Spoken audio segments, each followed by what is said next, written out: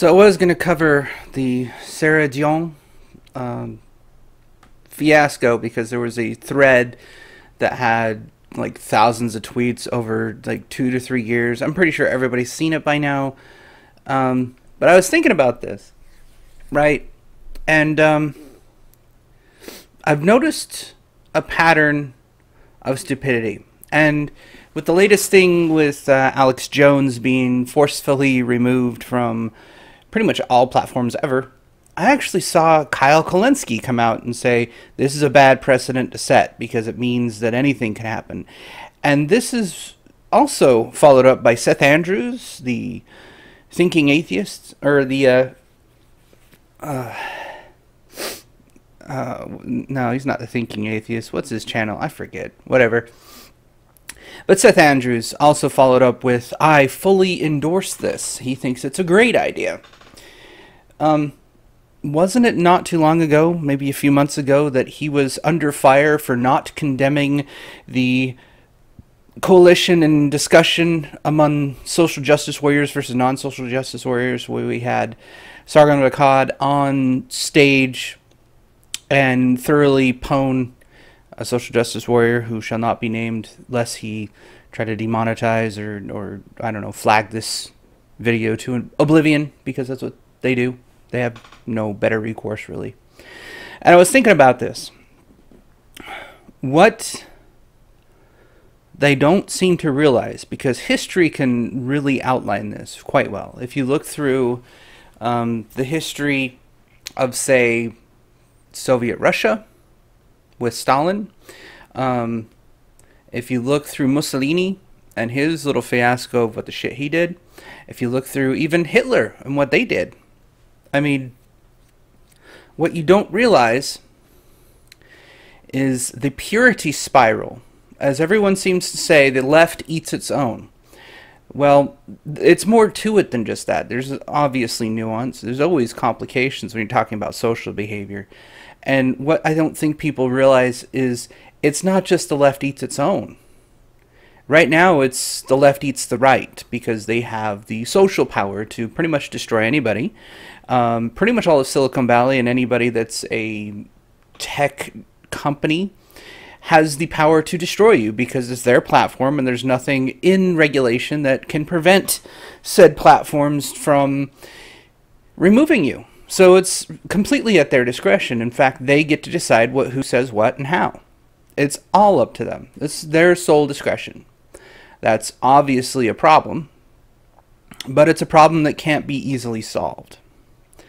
And here's the interesting thing. If we look at history and the way things work back then versus now, there's a clear pattern of behavior that you need to notice. And that pattern of behavior is what I'm going to call the purity spiral. So a spiral, as you know, is something that goes out and kind of circles in, gets very small, kind of like a tornado, the way the toilet flushes, you name it. I mean, however you want to put this. I mean, the toilet flushing actually is a pretty good analogy if you think about it. Because how does that start? It always starts from the outside. It starts from the fringes. It starts from the exceptions to the rule, the crazy people. Alex Jones was nothing more than the Inquirer, being kind of a douchebag to people that he thought he can get away with being a douchebag to. I mean, the Sandy Hook thing, it was in very poor taste, and he's kind of a dick about it, but he kept up on it, and that's kind of how he got kicked off. I mean, he was flat out kind of a douchebag when it comes to that, right? I mean, there's no crisis actors. The shit happened. I personally talked to a few of the kids that were there, because it was not too long ago for me. I was well out of high school, but I knew some of the kids in Colorado. Or not Sandy Hook. I'm thinking of Columbine. Anyways, Sandy Hook was not too long ago. I didn't talk to anybody there. I'm totally lying about that. But we all saw the footage. We all heard the stories. I mean, it was collaboration across multiple. That thing was not made up, and it's happened repeatedly. There's a reoccurring behavior of picking soft targets by psychopaths that want to kill a lot of people. And by soft targets, I mean least path path of least resistance, there's not going to be anybody there to stop them. So they just plow right through, and no one does anything. It's disturbing, to say the least. But here's the thing. The purity spiral starts at the fringe. We'll eat the Alex Joneses. We'll eat the National Enquirer. We'll eat the Onion even. If they post something that might be mildly offensive to the center of said spiral. The ones that are most pure, according to whoever. And at this point, it's the mainstream media, who has full and autonomous control. On top of that, they have the intersectional feminist dogma, which I'm going to get into. Another thing that I've kind of discovered with this, which I found also a parallel within Christianity, which is kind of fun. That's going to be another video this week, maybe. But anyways, I digress. The purity spiral starts shrinking in. You know, it starts on the outside, and then it goes a little bit closer.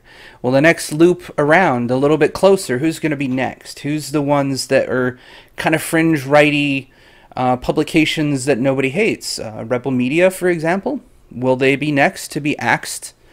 How about all the major right-wing pundits? The Paul Joseph Watson, the Sargon of Akkad, anybody else that they deem far right, according to their ideology, which is little more than a pejorative to insult people at this point, to say that you're not one of us, therefore die. The witch hunt labels the witches before they burn. But it spirals in, takes out the next ranks. And then the next spiral in is those that are sort of on our camp but didn't quite fit. So what happens to them? They get the axe too. So next is the Seth Andrews party, who said some things that didn't quite fit with the progressive stack, and you didn't quite condemn these people enough, and now you're in the gulag with the rest of everyone else. Kicked out, demonetized, the whole 9 yards. The Kyle Kalinskys are next after that. The smaller independents, the ones that get a big enough outreach but not quite big enough to be the center of that spiral. And as it further goes along, the spiral finally reaches the inner sanctum, and we start seeing condemnation of journalists in the mainstream. We see those Sarah Jeongs that everybody seems to be ragging on right now, and she thinks she's in a great safe space within the New York Times that pretty much matches everything that she can idolize in that space. She could either very well end up being in a position of power where she can send the dissenters into the gulag at her location. They're fired, they're gone. They're axed, they're publicly shamed, tarred and feathered, taken care of, they're done. And then it will slowly spiral inward until she too is underneath the axe of the gulag. Now, I referenced earlier the Stalinists, the Mussolini, and even Hitler and others, where they had a totalitarian state. This happened there too. It was originally starting with the major political parties, the fringe element, the very loudest dissenters to the political new wave movement, the revolution. After that was the next loudest people. After that, it was the not so loud people, but if you voiced a dissent and somebody else ratted you out, you're gone. After that, it was their own inner party, where the first to sit down after clapping for 10 minutes, 11, 15 minutes of solid clapping for the praise of Stalin, the first to sit down was the first to the gulag. The rest were saved, but they were supporters. This is a repeated pattern. This is authoritarianism at its core. It's a purity spiral that has no end. It'll circle in on itself until it eventually implodes. And it could be potentially infinite, but basically it destroys itself in the process, and anybody that touches it and anybody that goes along with it is a target for the purity spiral. And this is a recurring pattern. In poor ideology, it happens every single time. The fringe get attacked first. Then it's not the fringe, but the mildly dissenters.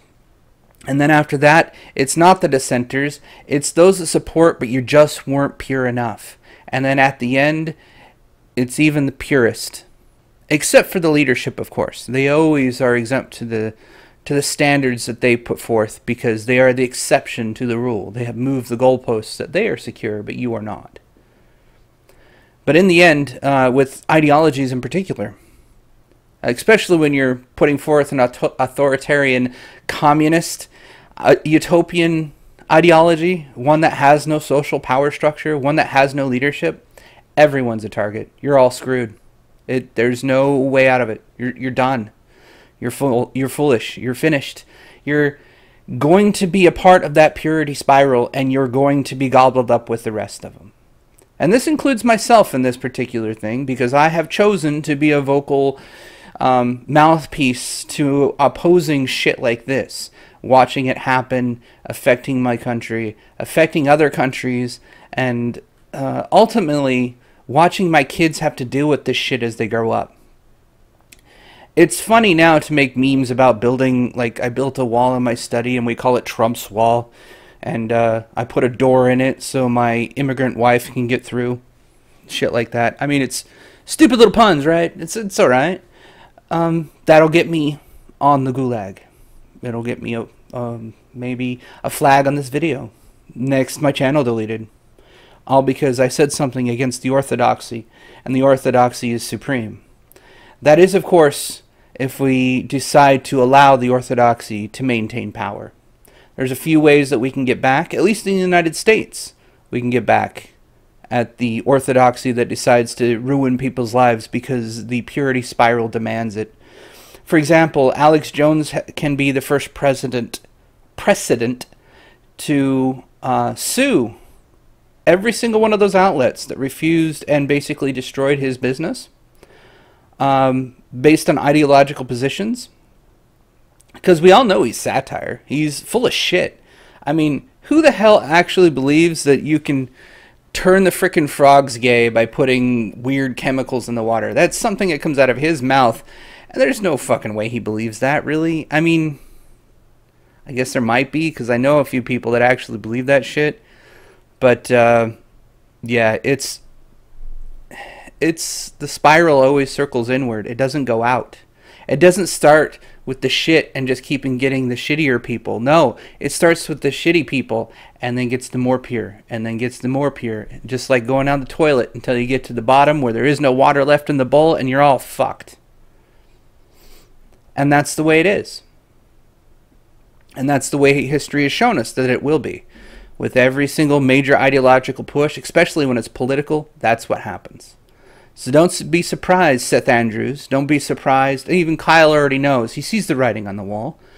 Don't be surprised to any one of you little bitches that seem to think that you're going to be safe from the Gulag.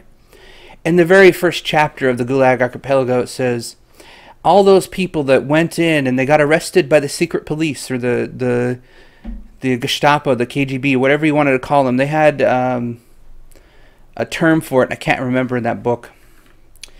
But every single one of them, at least initially, that had never been arrested before, said to the cops that are arresting them for political propaganda or speaking out against the people, because the people were the government, according to their communist ideal.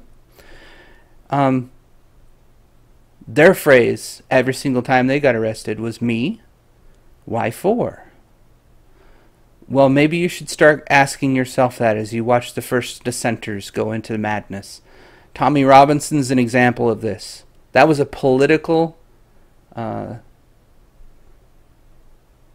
can you put it? He was thrown in the Gulag, the UK Gulag, for having a political dissent. He's still labeled alt-right, far-right, and all that other shit to say that he's a white nationalist, when in actuality, he just doesn't want his children raped by a bunch of Muslim bitches in the UK. And neither do other Muslims in the country want those Muslim bitches raping other people, because it makes them look bad.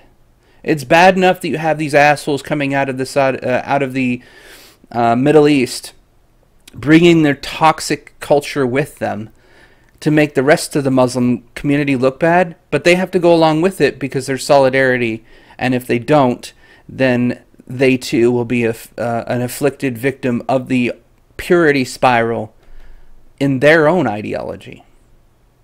As if you couldn't see, there is a purity spiral for every single ideology. And it just so happens the political dissent right now, if you don't hate Trump, you must be on the inside, and therefore you're on the fringe, on the outside of the purity spiral. But even those that hate Trump will eventually feel the brunt of the purity spiral. Just ask Devin Tracy. Ask AIU. How many times has he been kicked off of YouTube for random stupid reasons? I mean, he did dox somebody once upon a time, but he didn't give up. He didn't quit. And I can actually kind of understand his reasoning because I grew up about the same time he did. I mean, we had caller ID. If you tried to,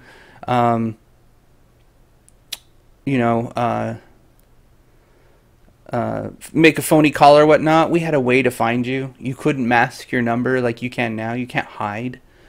So I kind of understood his reasoning, but even then, it was like, you don't give out personal information about anybody. I don't want my personal information out there, nor should you give everyone else's out.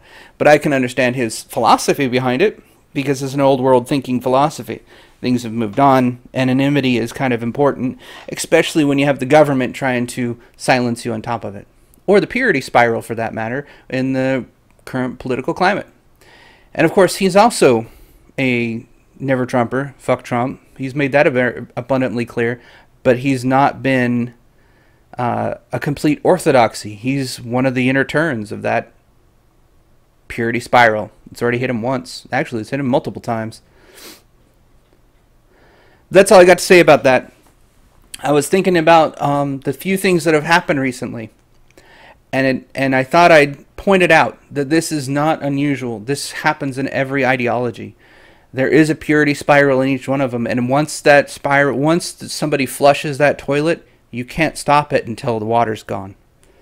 It'll continue until either somebody intervenes and stops it, like government, like people. I mean, Facebook and Twitter and all them think they're above the law and think that their platforms are God and King, but if somebody has a better platform, steps up and competes directly against them, they can destroy those people. Because, quite frankly, a lot of people are sick of it. I mean, really sick of it. Who the fuck gives them the right to tell me what I can and cannot say? It's not their job. But unfortunately, it's their platform, so they can tell me what I can and cannot say on the internet. I don't listen to it. Ban me for all I fucking care. But that's not going to stop me. I still have my own platform I can go to. It's not going to stop me locally. If if my wife would allow me, I'd run for office and just do it there. Screw you guys. But at this point, this is the situation we have to live with. So whoever started flushing this toilet, thinking that you're going to clean out the impurities of your little band of heroes trying to reclaim the internet or what have you, starting with Alex Jones, starting with a couple of the other crazy people that have been banned too. Wait until the water starts to get low, and then they come for you. This is all I had. Hope you enjoyed this one. It's a little bit dark, but I mean, it's true.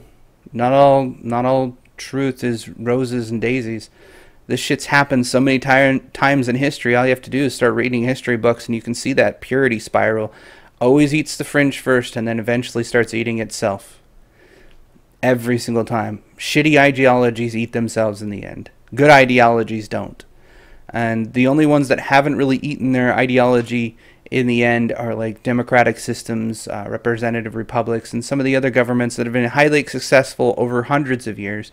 And that's because in the system they have designed a way to rid themselves of the impurities without having a purity spiral. It's not the ideological equivalent of a religion,